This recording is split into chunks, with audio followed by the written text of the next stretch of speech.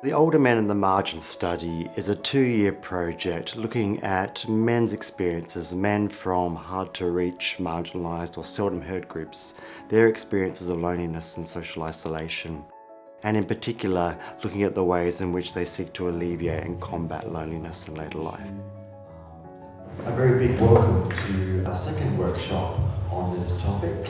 It's great to see you all here. It's great to have a really good turnout. One of the groups that we focused on were older men who are single or living alone. And the reason why we focused on this particular group is because we know from previous research that living on your own and being single can both be risk indicators for experiencing loneliness as we get older. The lonely time for me is in the evening, especially in the winter, when you pull the curtains and you switch the light on. That is not so good then. I can have a little bout of loneliness and regret, just any time, but it usually only lasts a little while. The biggest problem of all is confidence.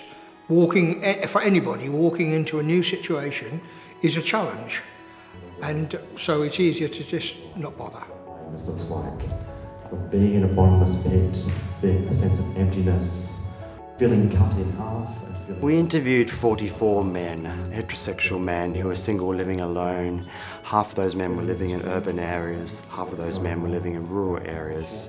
And there were many different triggers associated with their experiences of loneliness. For some men, it was in relation to retirement. For a lot of men, it was in relation to bereavement and the loss of a spouse or partner or relationship breakup.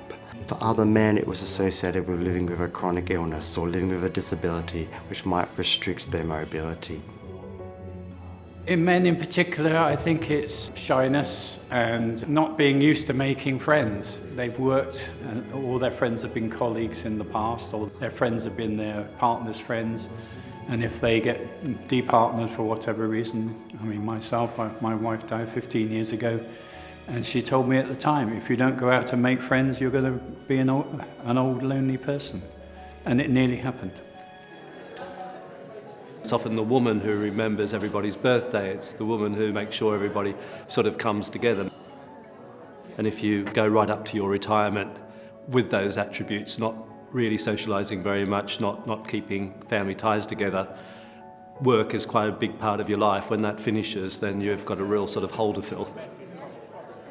I think loneliness in older men is a result of them, as it were, not thinking about it soon enough.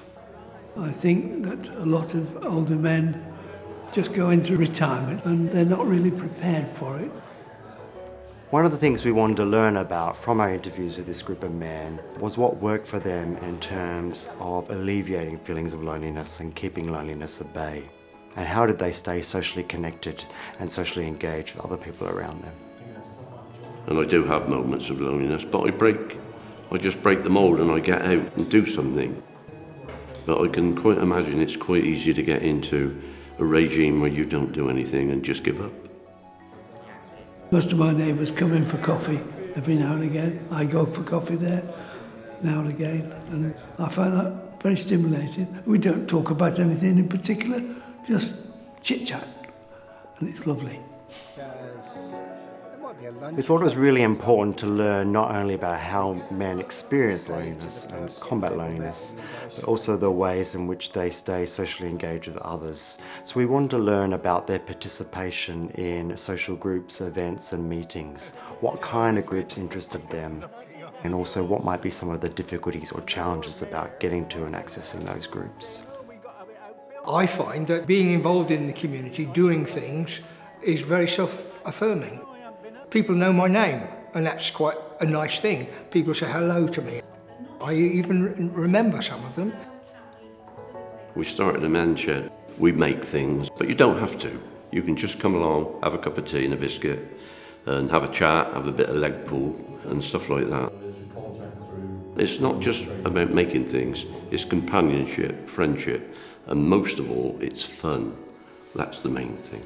Yes. I think there's a lot of information out there, a lot of learning about what does work.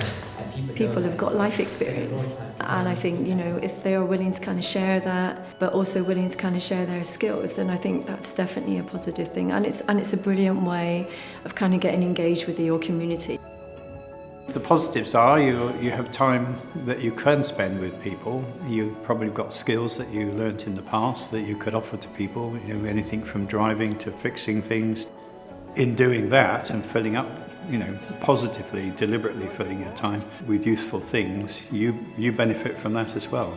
To break, I really appreciate everyone coming on and participating today. If I'm feeling a bit lonely, I walk uptown and I'll make Bill or I'll meet Jim or somebody like that and have a chat for a quarter an hour, 20 minutes, and that makes your day, and it overcomes that loneliness sort of feeling.